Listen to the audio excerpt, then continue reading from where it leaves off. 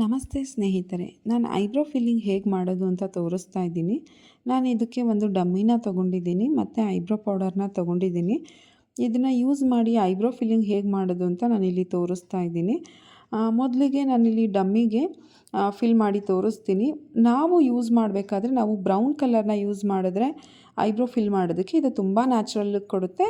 ಆದರೆ ನಾನಿಲ್ಲಿ ಡಮ್ಮಿಗೆ ಬ್ಲ್ಯಾಕ್ ಕಲರ್ನ ಯೂಸ್ ಮಾಡ್ತಾ ಇದ್ದೀನಿ.